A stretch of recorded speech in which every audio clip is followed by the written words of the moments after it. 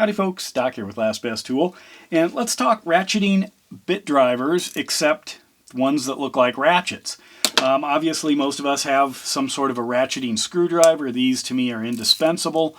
Absolutely love them, especially I'm a fan of the snap-on ones because of the interchangeable bits, and I can do something like this, which is fast becoming my favorite screwdriver.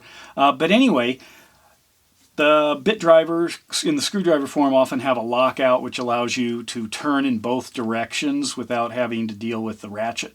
And to me that can be important if you're trying to get the proper feel of the fastener. However, there are some great advantages for being able to, ratchet in, especially at different angles. Now a lot of the kind of flat, more ratchet the ones that just look like ratchets. Got to be careful I don't put the wrong bit in here. This Coke in here only takes certain bits. Some fall out, some get stuck, some work fine. But anyway, this runs parallel to the work surface, or perpendicular to the fastener. Now that can become a problem. Now smaller handles like this one or even this vessel, which by the way you can spend probably under $5 for a ratcheting bit driver to, I don't know, over, I think this snap-on one's like $160 or something like that. So the prices vary. But anyway, this one also is like a low profile, but it's designed to work, again, very close to the workpiece and basically parallel to the surface. Vim basically put kind of a little bit of a knuckle busting, or not knuckle busting, angle on it so you can hopefully slide over the workpiece, but that's not a whole lot. It does work well though, and it's got a nice little spinner wheel on it, and it's inexpensive. But a lot of times you want something else. You want to really be able to alter that angle. Everything from coming in at the top like a spinner, or holding the screw or the bit for the screw at an angle if you're trying to work it into a space. And if you've got one that just flips around like this, that might make it a little more difficult. If you go in and miss, now you've got to take it out and try to realign it. But this can be quite handy. Again, neither one of these has the ability to lock the ratcheting mechanism. So here are your two options, essentially. You can have a swivel head like this, or a flex head, in this case a flex head locking. Now it isn't the end of the world if you already have a flex head locking that's in 1/4 or 3/8 or half, because you can certainly get bit driver or bit holders that fit on. It does increase the length a little bit. Sometimes that's not a problem. So you can modify these, no problem. Another kind of modification you can do is you can buy actual bits with 1/4-inch bases, so you can drop those on something like this Weir here. This one, they have a few locking positions to try to remedy that.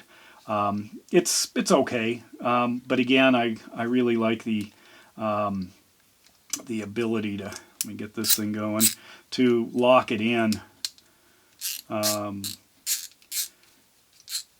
Spin that around to lock it into any position. Again, this one has kind of, even though it's got some locking, it doesn't have quite the adjustability of this.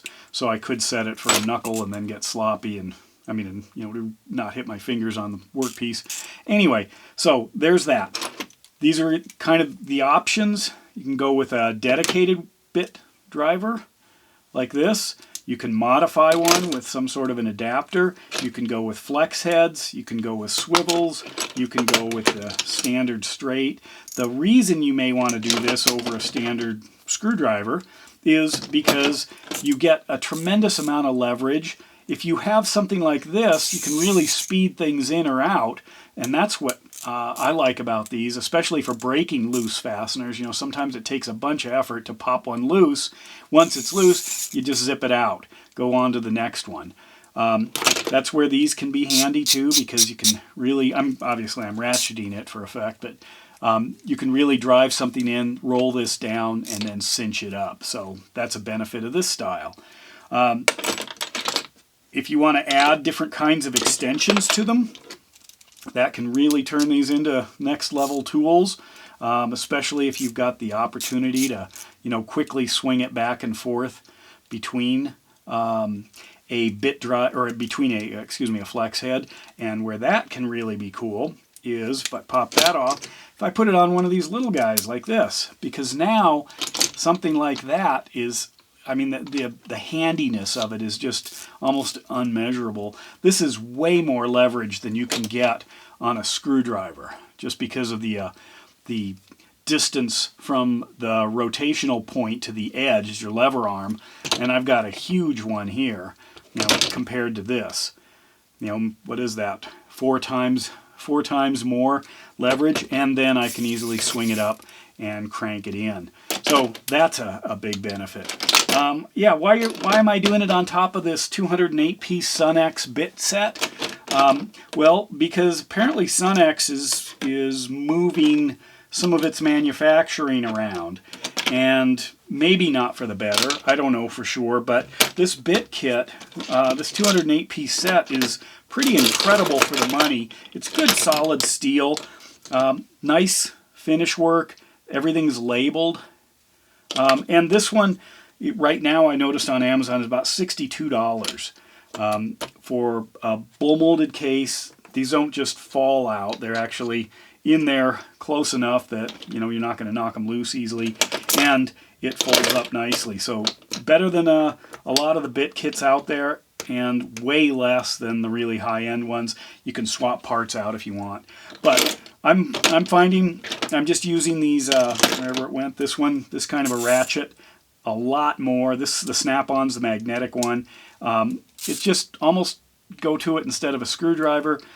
Plus, I can, of course, reverse things, which means I can take something like this and turn it into a 1/4-inch socket driver, or any of the other bit adapters that I've got. So, you go one way or go the other. But I'm starting to grab this one quite a bit more. It's kind of interesting when you have both of them sitting there, which one you grab. Do I want to convert this to a hex bit, or do I want to convert my hex to a square? What would you do? Anyway, let me know what your favorite ratcheting bit driver is, and if there is a benefit or a problem that I didn't address here. And with that, Doc out.